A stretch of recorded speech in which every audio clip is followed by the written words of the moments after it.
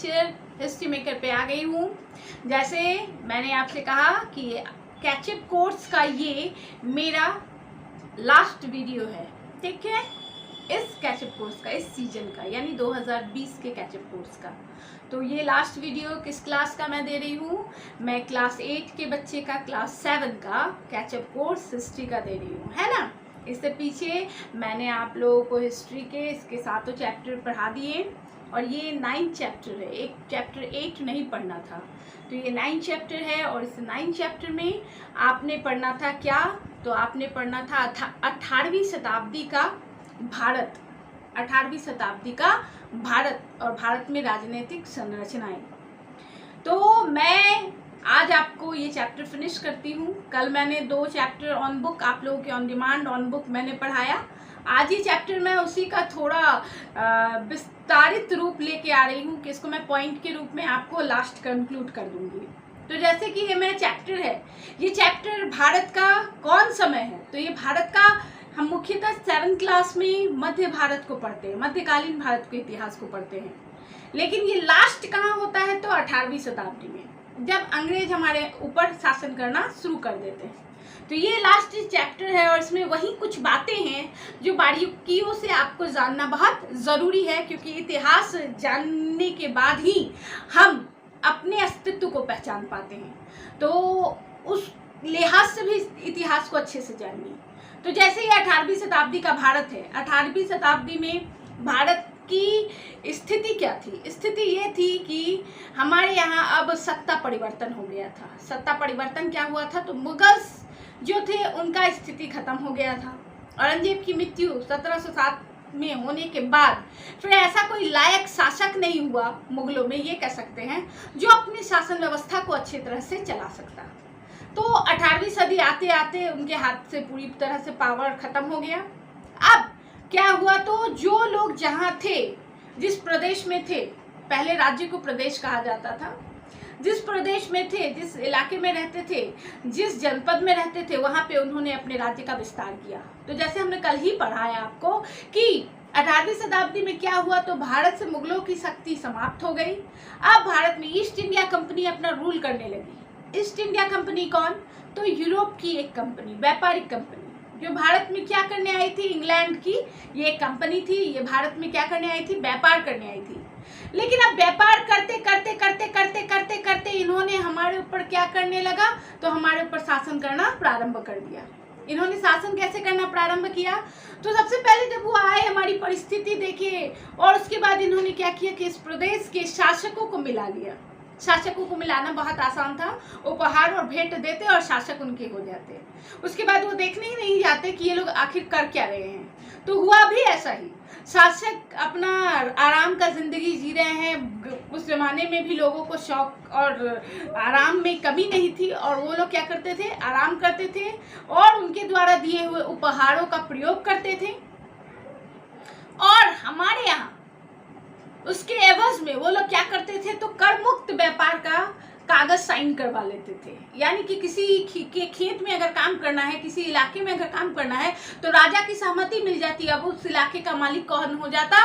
तो वो east India company का प्रधान आदमी उस इलाके का मालिक हो जाता और भेड़ बकरियों की तरह मनुष्यों से काम करवाता। ऐसी स्थिति में जनता त्राहिमाम हो गई थी, और जो जनता समझदार थी, त्राहिमाम हो गई थी, उन्होंने एकजुटता दिखाई और उनके बीच में जो प्रभुत्वशाली, बुद्धिशाली, बुद्धिमान व्यक्ति होते थे, उनको वो शासक बनाती। तो कल हमने पढ़ा कि बंगाल में उस समय क्या हुआ? तो शासन परिवर्तन हुआ और बंगाल में मुर्शीद अली खां और 2 शासक ने मिलकर वहां पर स्वतंत्र शासन की स्थापना की। क्यों? क्योंकि वहां की जनता ने उनको पसंद किया कि वो लोग काम करके देंगे। उसी प्रकार हैदराबाद के निजाम ने अपने को संगठित कर लिया। उसी प्रकार अवध के शासकों ने खुद को संगठित कर लिया। उसी प्रकार राजस्थान के राजपूत शासकों ने भी अब खुद को संगठित कर लिया। यानी जहाँ के शासक, जहाँ के लोग समझदार थे, वहाँ अपने के बीच से एक शासक को चुनकर वो अपने देश का शासन करने लगे। अब ये परिस्थिति थी 18वीं शताब्दी की, ये परिस्थिति थी। और इस परिस्थिति में क्या हो गया कि भारत की जो स्थिति थी उसमें कुछ जगह तो अच्छा था और कुछ जगह, कुछ राज्यों में बहुत खराब स्थिति थी।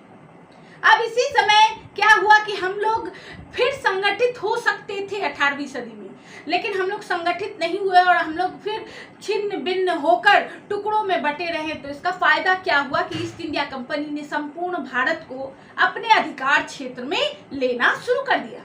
वो लोग धीरे धीरे धीरे धीरे काम कर रहे थे, धीरे धीरे उन प्रदेशों को लिया अपने हाथ में जहाँ पे मुगलों की सत्ता थी, जहाँ पर शासक वर्ग कमजोर था, उनको सबसे पहले अपने हाथों में लिया। उसके बाद जो लोग हाथों में नहीं आते उनके विरुद्ध वो संघर्ष कर जाते और इस प्रकार नई नई शक्तियों का उद्भव हुआ। उसी प्रकार महाराष्ट्र में मराठाओं की उत्पत्ति हुई, शिवाजी महाराज का भी उत्पत्ति इसी समय हुआ।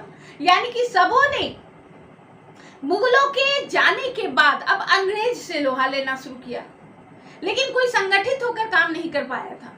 ये बहुत बड़ी दुख थी कि हम लोग एक नहीं हुए थे। तो यहाँ मैंने कुछ पॉइंट आउट किया है कि 18वीं शताब्दी में एक्चुअली हुआ क्या था, क्योंकि ये बहुत महत्वपूर्ण इतिहास है। इस समय से हमारे जीवन में बहुत तरह के बदलाव आए, क्योंकि इस समय से हम लोग विदेशी यूरोपीय शक्ति के अंतर्गत आ गए। यूरोपीय शक्ति यानी इंग्लैंड के अंतर आ गए। इंग्लैंड उस समय बहुत ज्यादा ही शक्तिशाली शासक वर्ग हुआ करता था।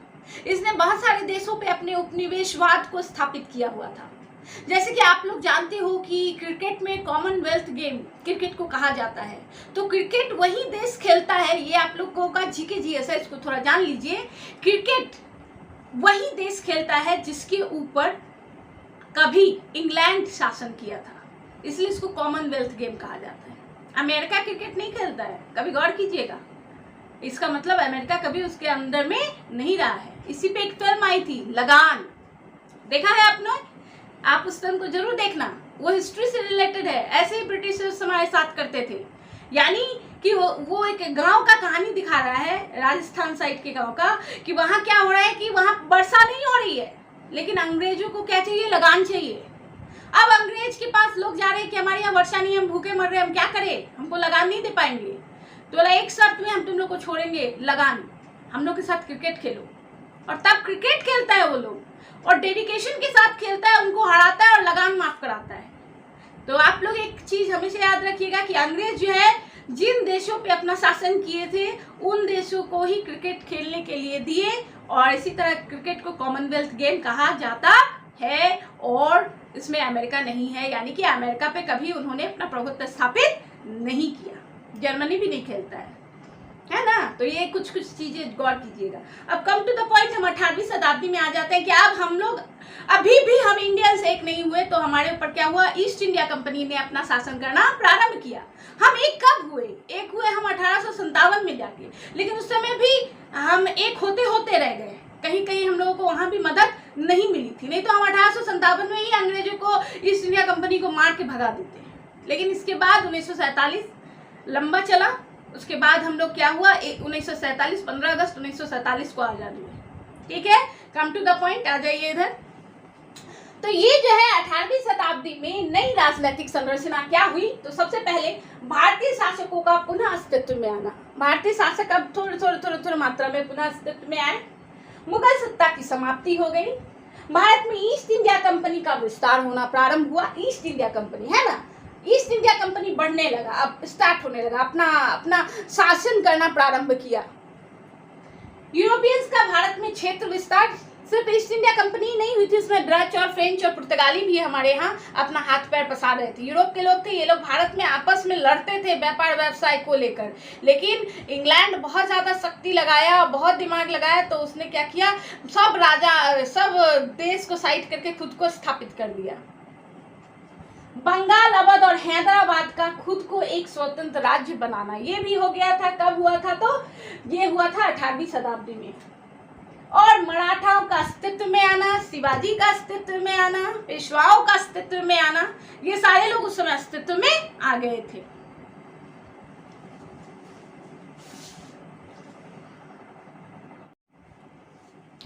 तो उस समय के शासकों में अगर कोई और शासक पठारी क्षेत्रों में होने लगे तो जैसे महाराष्ट्र साइड में तो पेशवा लोगों में, मराठाओं में जो सबसे मजबूत शासक हुए तो वो हुए शिवाजी। शिवाजी का उद्भव उसी समय हुआ था। शिवाजी ने क्या किया था, तो मुगल शासकों को हराया था। और शिवाजी बहुत ज़्यादा पराक्रमी थे और उन्होंने अपने पराक्रम के और अपनी बुद्धि के बल पे अपने परिवार का खोया हुआ सम्मान प्राप्त किया था। और शिवाजी ने मुगलों के विरुद्ध लड़ाई लड़ी और मराठा शासकों को अस्तित्व में लाया। मराठा शासकों का अस्तित्व में आना किसके द्वारा हुआ, तो 1627 में शिवाजी का जन्म हुआ और 1670 ईस्वी में उसने मुगलों को हराया और अपना अधिकार क्षेत्र जमाया। कहाँ पर, तो अपने इलाके में, महाराष्ट्र के इलाके में अपना प्रभाव क्षेत्र स्थापित किया। और ये सबसे शक्तिशाली शासकों में से एक हुए। मराठाओं में शिवाजी सबसे शक्तिशाली शासक थे और इन्होंने अपनी प्रशासनिक व्यवस्था की नींव पुनः खुद रखी थी। ये मुगलों की प्रशासनिक व्यवस्था में काम नहीं करते थे, ये खुद की प्रशासनिक व्यवस्था स्थापित किए थे। और इन्होंने पेशवा पद रखा था जो कि सबसे हेड पद होता था किसका, मराठाओं का। और इन्होंने इस प्रकार कुल 7 ऐसे पद थे जिनको इन्होंने स्थापित किया था। वो था पेशवा, सरे नौबत, मजुमदार, नवीस, दवीर, पंडित राव, न्यायाधीश या शास्त्री। तो ये पद की व्यवस्था भी इन्होंने की थी। और इसी समय सिखों का भी प्रारंभ हो गया था। सिख भी इस समय अपने आप को एक स्वतंत्र शक्ति के रूप में, स्वतंत्र राज्य के रूप में पंजाब इलाके में खुद को स्थापित किए थे।